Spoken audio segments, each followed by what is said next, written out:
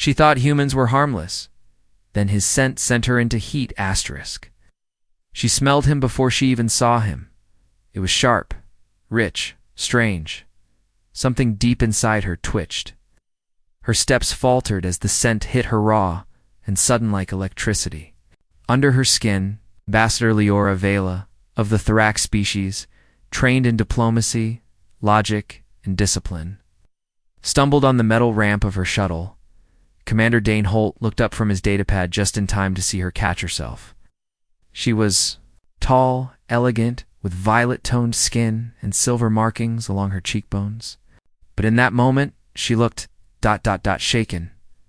"Everything all right, Ambassador?" he asked, stepping forward. Leora blinked, her wide purple eyes locked with his hazel ones. She opened her mouth, then closed it. She took a breath no, another breath and that scent filled her again. It was coming from him. "I'm fine," she said, voice a little too tight, just adjusting to the gravity. Dane nodded, but something about the way she looked at him didn't sit right. She glanced away quickly, brushing past him, but he noticed the light flush rising along her neck. Strange thorax, physiology, wasn't supposed to respond to heat that way. Outpost Tarsizade wasn't a welcoming place. The red dust never settled. The wind screamed through the canyon walls, and the power grid failed at least twice a week. But humans were stubborn. They kept digging, kept building. And now the Thorax Federation had finally sent an inspection team to make sure the mining operations weren't disturbing ancient Thorax energies. Whatever that meant, Dane had been through worse. Pirates, mercenaries, even one planetary mutiny. But a nervous alien ambassador? That was new inside. The operations dome, Leora stood stiffly, listening as the crew explained the site's layout. Dane stood beside her, watching her discreetly. She kept shifting her weight. Her breathing wasn't right, too shallow. Her skin glistened like it was sweating, not usual for a thorax in these conditions. Then it happened again. She took a deep, inhaled the moment he brushed past her. She stiffened. Her eyes widened. Her pupils dilated into strange oval shapes. Dane leaned in. "Ambassador?" She looked at him, startled. "I need air. Now." He followed her out to the observation deck. The wind was rough, full of grit and heat. She grabbed the railing, like it was the only thing holding her to the ground. "My apologies," she said between breaths. There's a problem." He raised a brow. "Medical?" She didn't answer at first. Then finally, in a low, unsteady voice, she said, "Do you wear cologne?" Dane blinked. "What? Anything scented? Oil? Spray?" "No," he sniffed. His shoulder, "I just sweat a lot. Bad habit," she groaned softly. "It's your natural scent. Your Foraminon's there, affecting me." A long silence stretched between them. Dane looked around to make sure no one else was nearby. "You're saying I triggered something? I don't know," she snapped, more at herself than him. "It's not supposed to happen. Humans aren't even in our genetic compatibility database. But I'm reacting. My body is reacting." Dane stepped back slightly. "Reacting how?" She gritted her teeth. "You really want the details?" "Honestly, I think I need them." She stared at him, trembling slightly. Then, in a hushed tone, she said, "My species has a rare biological condition. When exposed to certain compatible pheromones, we enter a kind of biological readiness. It's called the calling. And it's irreversible once triggered." He processed that, like a heat cycle. She shot him a sharp glare. "We are not animals." "I didn't say you were," he replied calmly. "But if this is serious, we need to call your ship." "Medical evac?" "No, they can't know. Not yet. If the Council hears a human triggered the calling in a Thorax diplomat, they'll strip me of duty and lock me in a lab for the rest of my life." Dane rubbed the back of his neck. "So what do you need from me?" "Don't know," she admitted, folding her arms across her chest. "Distance, maybe. Isolation. I need to control this, suppress it." Dane nodded. All right, I'll move you to a private wing. No contact unless requested. Agreed? She nodded slowly. Thank you. But as she turned to go, the wind shifted. His scent hit her again. Her knees wobbled. Dane instinctively reached out, steadying her. Her skin was warm, warmer than it should have been. She looked up at him, eyes filled with something between fear and confusion. This wasn't supposed to happen. Dane's voice was steady. Maybe. Not, but it did. And somewhere beyond the dusty cliffs of Tarsus 8, something was watching. Something that didn't care about pheromones or diplomacy or first contact etiquette. Something that had been waiting for the humans and the Therax to get this close, so it could tear them apart. The real trouble hadn't even started yet. The door to the guest quarters slid shut behind Leora, but the tension didn't leave her body. She stood in the center of the room, arms clenched tight, her breathing still uneven. Her skin, once cool and calm like polished stone, now glowed faintly along her collar and neck. A subtle shimmer, like heat rising from pavement. She turned, away from the mirror. She didn't want to see what was happening to her, not yet. Her communicator buzzed. A voice filtered in clinical calm but unmistakably Thrax. Ambassador. We're receiving unstable biometric signals from your implant.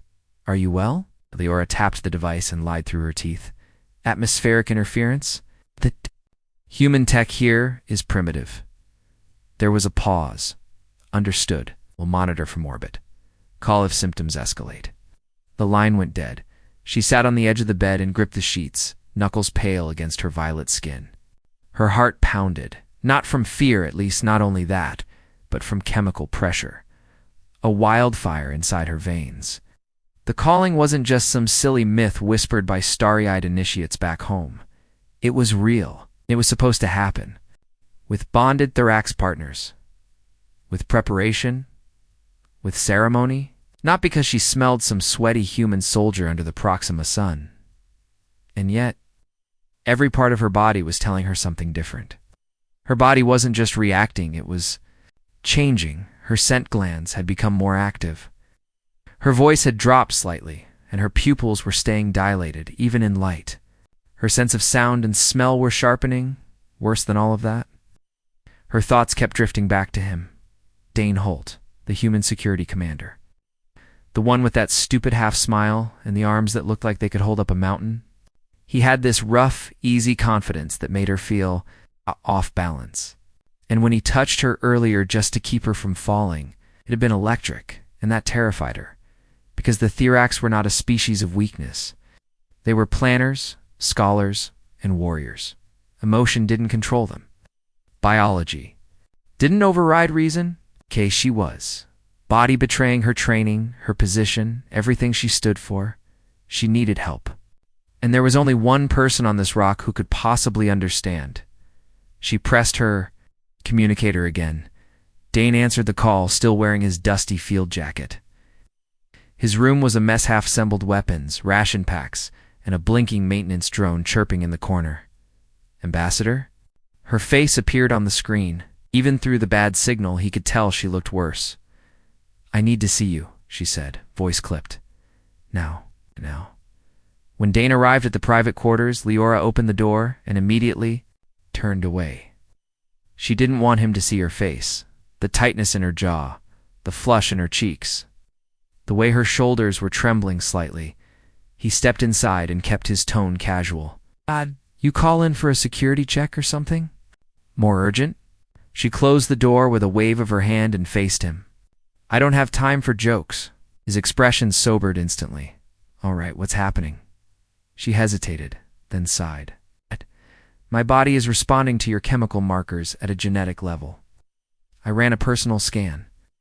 My system is releasing pre-bonding enzymes. Pheromone receptors are hyperactive. This is phase 2. Phase 2 of what? The calling, the next stage. She met his gaze. My cells are trying to adapt to you. Dane blinked. Adapt how? She clenched her jaw. You want science or survival? I'll take both. Leora sat down heavily. Starts. With heightened senses, then comes physical reshaping. Glandular shifts, hormonal surges, neurological rewiring, all designed to make the Therax body compatible with a bonded match, which in this case is you. Dane let out a low whistle. Hell of a reaction to just standing next to me. She threw him a look. It's not funny. He nodded, serious now. What happens if we do nothing? She looked away. It gets worse. Pain, fever, mental disorientation, and eventually cell collapse. Dane took a seat across from her, arms on his knees. And what happens if we, let the process finish? She stared at him. Her voice dropped. It becomes something new. Something neither fully Therax nor fully alien. Dane stayed quiet for a while, letting the weight of that sit between them. Finally, he said, "Okay, what do you need me to do?" "I don't know," she admitted, frustration in her tone. "Keep your distance or stay close?" "Everything my body says conflicts with what my brain knows, but it feels like the more I fight it, stronger it gets." Dane gave a soft chuckle. "Yeah, we humans know something about that. It's fighting instincts." Leora stood and faced the window, her back to him. "I've studied dozens of species. I've mediated border wars, led peace talks between enemies that didn't even breathe the same air. But this," she turned, her voice softer, "it's the first time I feel like I have no control." Dane stood too. He moved closer, but kept just enough distance to respect her space. "You're not alone," he said gently. "You don't have to figure this out by yourself." Her shoulders relaxed slightly. Her gaze met his again, steadier this time. "Why are you being so calm about this?" "I'm basically telling you I might mutate into something half you." He gave her that half smile again.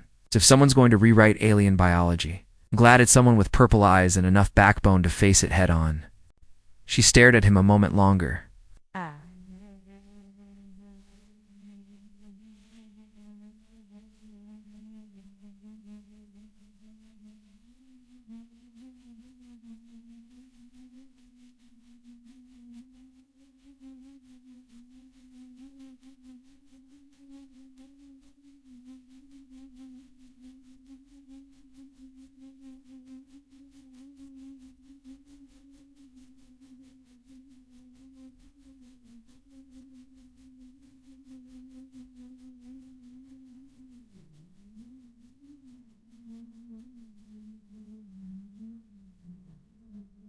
"Also right, wow, lie wider."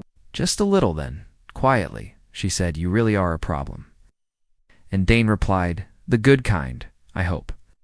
Neither of them knew it yet, but outside the dome, the scanners had just picked up a signal, one that didn't belong to either humans or Therax. And whatever it was coming straight for them. Asterisk. The storm rolled in without warning. Outside the reinforced domes of Outpost Tarsus 8, red dust danced like angry spirits under the glow of the dying sun. The winds howled through the canyon passes, screaming against steel and rock. Inside the base, alarms flickered to life low level at first. It's just a weather warning. But inside the medical bay, something much stranger was stirring. Leora sat alone under pale blue scanner lights. Her arms were bare and her eyes locked on. The swirling display above her showed her latest biometric salient symbols cycling across the screen faster than even she could read. Her blood work, her hormone levels, her neural patterns, all wrong, all changing. She stared at her hand. The skin shimmered faintly. Markings once silver and smooth were now shifting subtly beneath the surface, like glowing lines trying to rewrite themselves. She rubbed them hard, hoping it was just her imagination. It wasn't. The door slid open behind her with a hiss. Dane entered, his face tight with concern. He had the look of a man trying not to show how worried he really was. "You said it was?" "Urgent," he asked. Liora didn't look at him right away. "The changes are accelerating." "How fast?" "It's fast enough that I might not be recognizable in a few days." Dane moved closer, eyeing the scanner readout. "You're still. I can see that."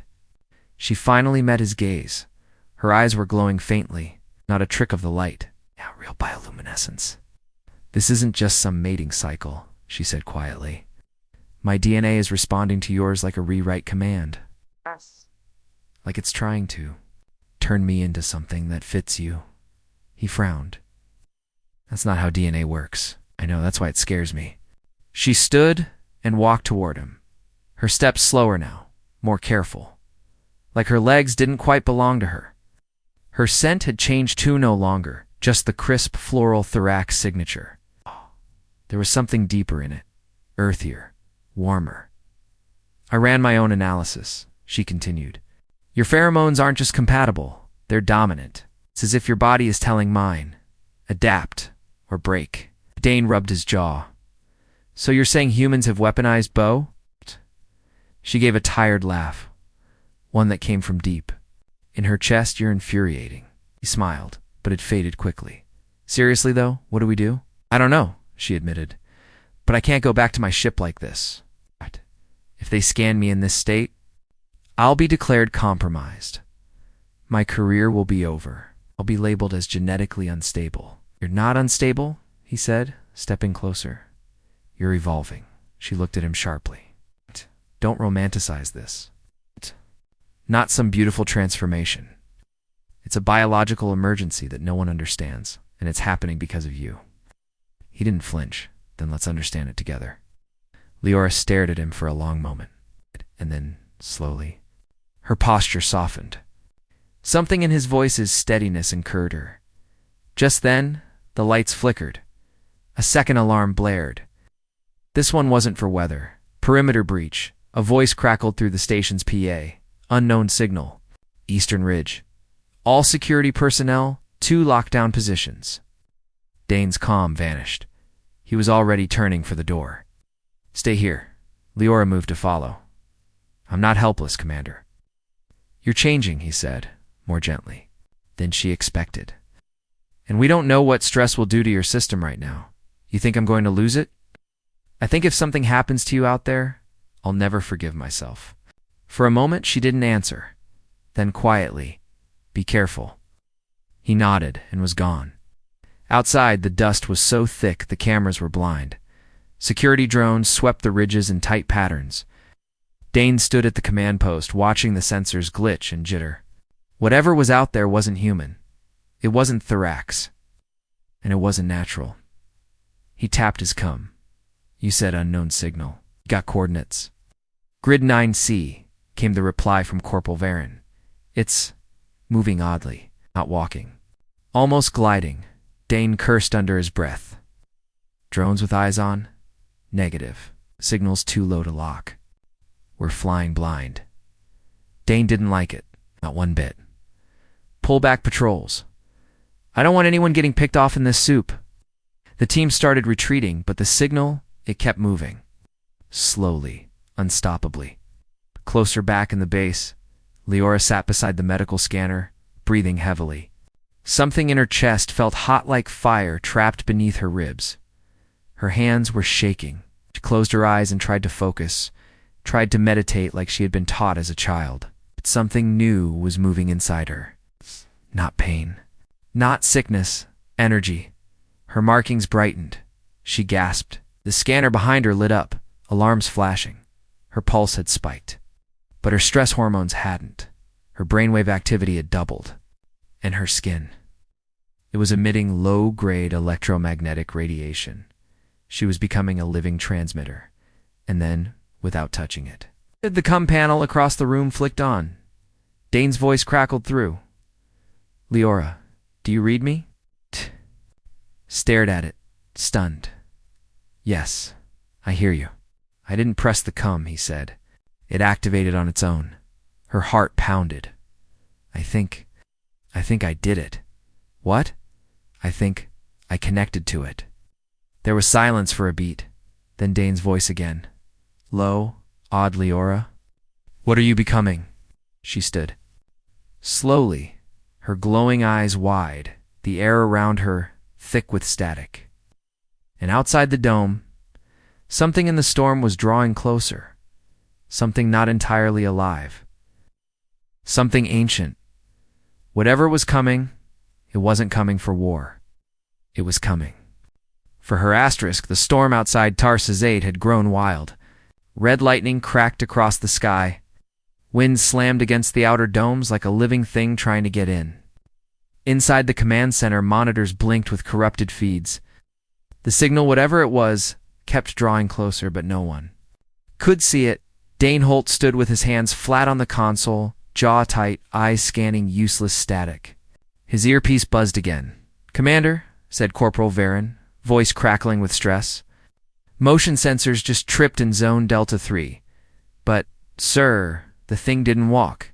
It just appeared." Dane stiffened. "Appeared." "Yes, sir." Blinked onto the grid like it warped in. Dane's stomach dropped. This wasn't some wild animal or cloaked drone. This was something new. And Leora had started changing just before it arrived. Coincidence? He didn't believe in those anymore. "Hold your positions," Dane ordered. "Don't engage. If it wanted a fight, we'd already be scrap." He turned away from the console, storming down the corridor toward the medbay. His gut told him everything was connected: the signal, Leora's transformation. Even the strange way his own body felt lately. Stronger, faster, like something was waking up inside him, too. Leora stood at the window, eyes glowing like violet fire. Her breath fogged the glass, even though the room was warm. The wind howled, and in the distance, just beyond the edge of visibility, she saw shadows in the storm, but not shadows shaped like men. She blinked. The shadows were gone. Her mind buzzed. Words echoed in her thoughts, not in any language she recognized, yet somehow she understood them. Return. Adaptation complete. She stumbled back from the glass, hand to her head. Dull pulse throbbed at the base of her skull. Something wasn't just calling her, it was recognizing her. A moment later, the door slid open, and Dane rushed in. "You okay?" he asked, already scanning her body with his eyes. Not in that way, not now. He was looking for signs of danger. She looked radiant and alien and unsteady all at once. "I heard something," she whispered. "What?" "A voice." "No, more like a thought. Not mine. Something out there. It's calling to me." Dane frowned. "What did it say?" She hesitated. "It said, 'I'm ready, that it's time to return.'" He exhaled slowly. "Yeah, well, let's not RSVP just yet." He helped her to the scanner chair again. The med screen flashed more warnings. Her body temperature had risen another 2 degrees. Blood composition shifting, neural pathways lighting up like fireworks. Her biology wasn't just changing, it was synchronizing with something outside the station. "What if this wasn't just a reaction to you?" she said suddenly, eyes wide. "What if you were just the trigger for something buried inside me?" Dane sat on the edge of the desk. "You'd think this change was?" Programmed. Leora nodded. "Dormant code, genetic, waiting for the right conditions." "Or the right contact." He raised an eyebrow. "You mean me?" "No, not just you humans. Your scent, your biology. Something about your evolutionary path activated something in me."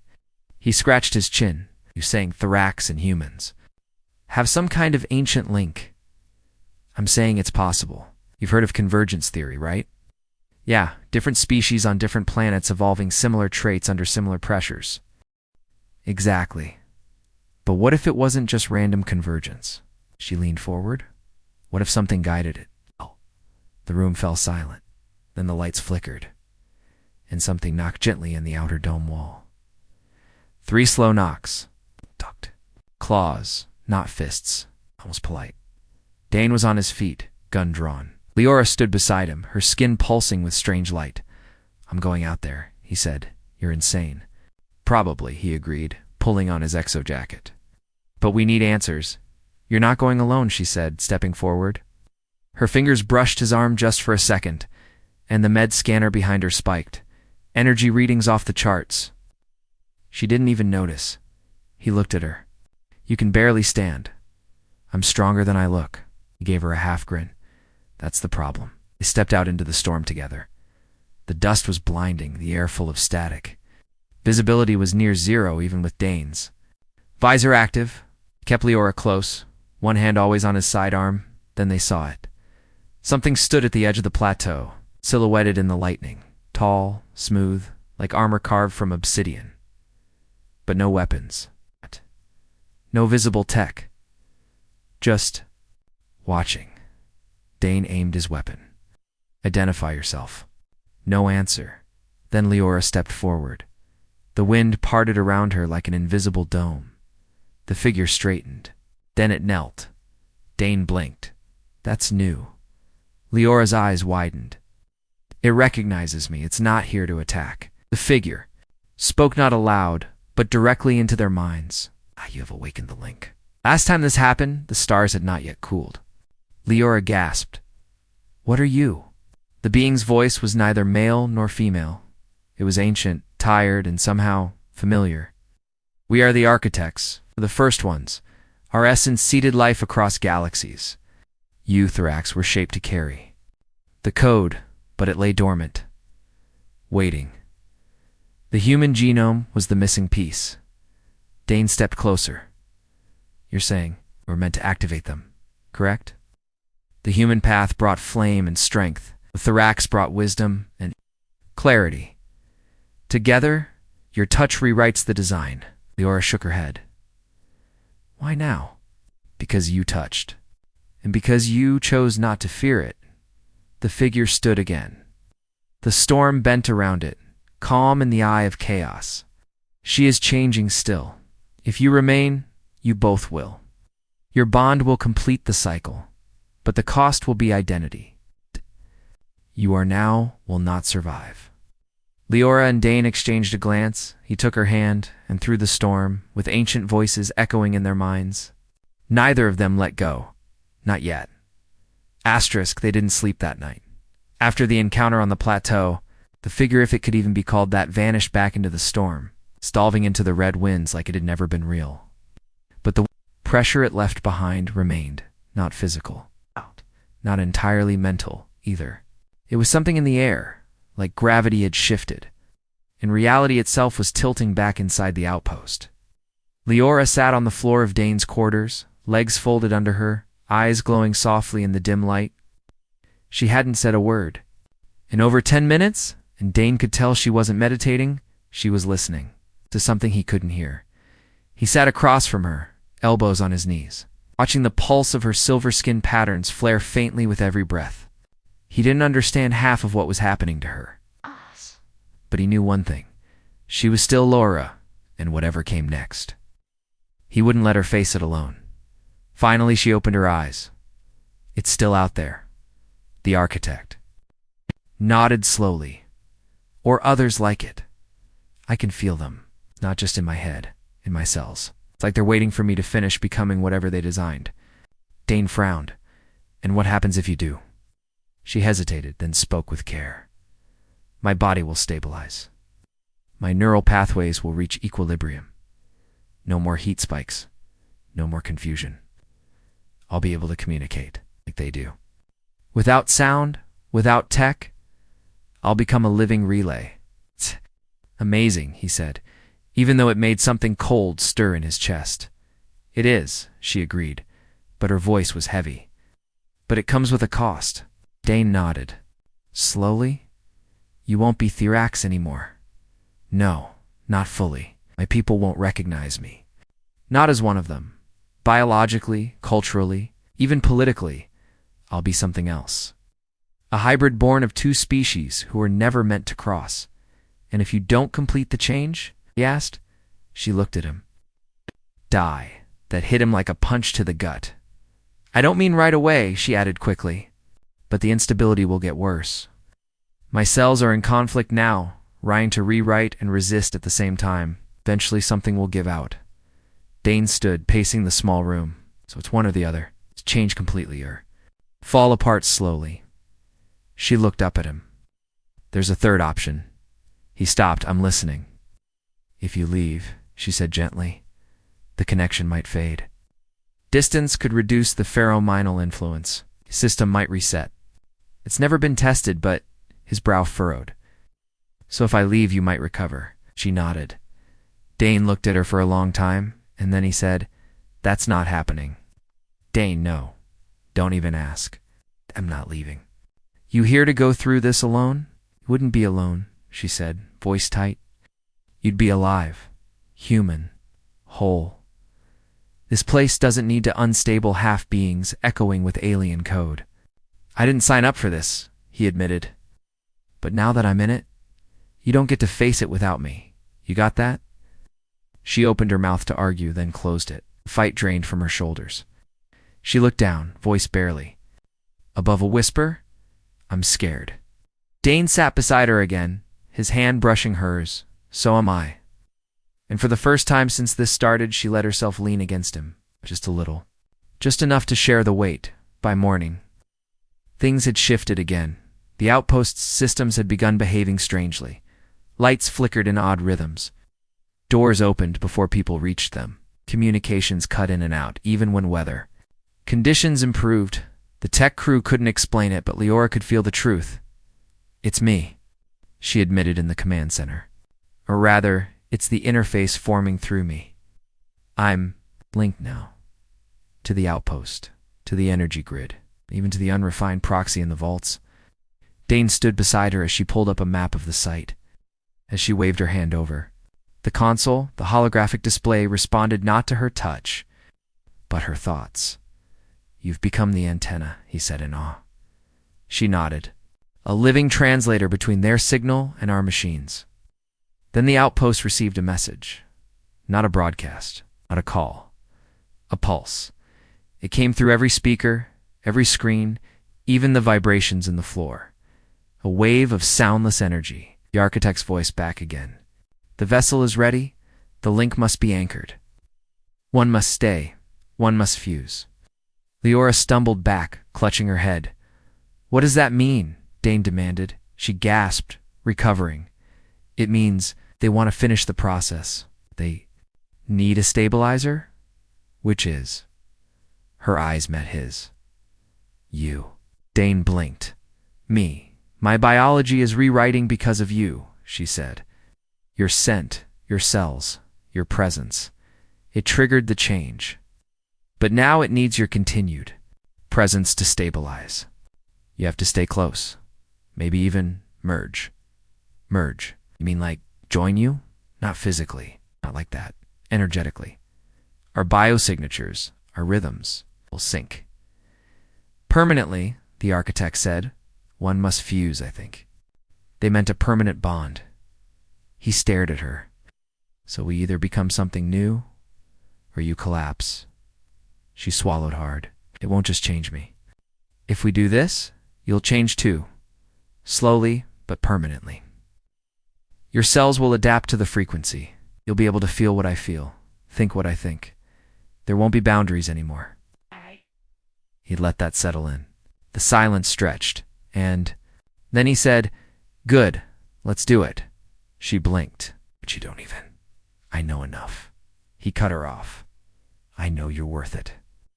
I know I didn't survive this long out here just to walk away from the only person who makes this godforsaken station feel like home. If this bond means I lose pieces of who I was, then so be it. Leora stared at him, eyes wet with emotion. Then, slowly, she reached out her hand. He took it, and the outpost lights flared. The consoles blinked, and far above them, the red streaked. Sky. Something vast stirred in orbit. Waiting for the moment the two of them would become something new. Together, forever changed. The moment their hands touched, everything changed. The floor beneath them vibrated not from machinery, not from the wind outside, but from something alive. Something ancient, watching from above or within. The lights throughout Outpost Tarsus 8 flickered once, then stayed steady, dimmed, almost reverent. Leora's body stiffened, her breath caught. Dane held on tighter, refusing to let go even as the skin on her arm shimmered with a lattice of glowing silver veins. They pulsed in time with her heartbeat. Then his, and then impossibly they pulsed in unison. He felt it first as a tingle. In his chest, heat low and slow, like standing too close to a furnace, not painful, but powerful. His mind blurred, not from confusion, but from something new, trying to settle inside his thoughts. Leora, he said, voice strained. It's starting, isn't it? She nodded, eyes locked on his, wide and glowing like a galaxy in miniature. The links forming. My body is stabilizing, but it's pulling you into it. I know, he whispered, and he welcomed it. Suddenly, the architect's presence returned not through a voice, but through understanding. No words, no sounds, just knowledge, pressed into their shared minds like an imprint left by a creator's hand. The fusion was more than biological. It was dimensional. The energy signature of Leora's body was syncing with something Dane carried unknowingly. Something human, something rare, something that had never before matched with Therax's DNA until now, together, they didn't just complete the code, they activated it. Leora gasped, staggering. Dane caught her. The console beside them came alive, flashing symbols that no human or Therax had ever programmed. The hologram expanded to show the entire Proxima Sector systems, planets, stations, and then a flare a blinking dot of light from orbit. Dane frowned. What's that? Leora stared. Not a ship. What then? That. Her breath caught. Again, a key. High above Tarsizé, cloaked by its storm-hardened magnetosphere, the architect's vault drifted silently in orbit. It had been dormant for thousands of years, hidden behind failing satellites, masked as space debris. No one had noticed it. No one had the right signature to wake it. Until now. Dane and Leora fused their signatures. Human and Therax vault responded. It unlocked. From within, it sent a signal across space. A low-frequency ripple, slower than light, but not bound by time. It moved like gravity through space-time, touching dormant nodes spread across multiple systems. Vaults like this one, keys. Pieces of a puzzle older than memory. Inside Outpost Tarsis, Leora's vision clouded. Not from pain, but from information. Symbols. Ancient data. Equations. Memories that weren't hers. She saw other worlds, other species. Pairs like them, different shapes, different forms, but always to beings. Fusing code, unlocking something. End in war, destruction. The links between bonded pairs had once awakened creation, and then been used to destroy it. She gasped. Pulling away from Dane, her skin now shimmered from head to toe, as if silver fire burned just beneath the surface. We're not the first, she said, trembling. Dane steadied her. What do you mean the architects? They created more than just life. They created tools. Pairs of species meant to come together and unlock power. But others tried to weaponize it, to turn fusion into domination. And that's what destroyed them. Dane narrowed his eyes. So what happens to us if we finish this link? Her voice was quiet. We'll be stronger, smarter, connected in ways no species has ever documented. But if others find out, we'll be targeted. He nodded slowly. So we hide. No, she said, steel returning to her voice. We learn. We understand what this means. We don't run from it. We master it together. The outpost. Lights dimmed again, then came back brighter. This time, they pulsed in sync with the patterns on her skin. Leora's transformation had stabilized. She wasn't overheating. She wasn't disoriented. She looked more live than Dane had ever seen her. And yet, she was still her, still Leora. Except now when she looked at him, he didn't just see curiosity or respect or even attraction. He saw recognition. Like part of her soul had clicked into place beside his. News of the orbital energy spike traveled faster than it should have. Within hours, a Federation science vessel had changed course toward Tarsus 8. Within minutes, Therax Command began hailing the outpost directly. Neither side knew the full truth. Not yet. But the data leaks, the strange fluctuations in local subspace fields had reached the wrong ears. Dane and Leora stood in the comms room, reading the incoming alerts. Leora looked at him. We won't be able to lie about this forever. Dane crossed his arms. Then we don't. But we control what we tell them. She arched a brow. Trust the Federation that much? No, he said with a smirk. I trust us. The console blinked. Incoming request. Priority read Federation Biocommand. Leora hesitated, then turned to Dane. Once they scan me, they'll know I'm no longer fully Therax. My political immunity might not protect me. I'll be classified as an anomaly. Not if they don't get a scan, Dane said. We delay. We bury the data. And we figure out what the hell this vault in orbit wants from us before anyone else does. She smiled. You make rebellion sound so noble. It's not rebellion, he said. It's survival. Their hands brushed again, and without even thinking, they heard each other. Not through voices, but through emotion, through instinct, through that invisible thread between their minds. Now humming with potential. Are you ready for this? Her thought whispered across the bond. Only if you are, he replied without speaking. The comms console blinked again, but neither of them reached for it. They had one more night before the rest of the galaxy came knocking. One more night to become more than they were, and to decide what kind of future they wanted to build. The sky cracked open with light at precisely for 17 local time. The architect's vault, uncloaked. It didn't descend, didn't land, didn't fire. It simply revealed itself. A monolithic structure, hundreds of meters across, silently hovering. In the upper atmosphere of Tarsus 8, like a judgment from the stars, hexagonal panels shimmered across its surface, ancient tech humming with quiet, terrifying purpose. The station's sensors, unprepared for anything of this scale, died trying to process it.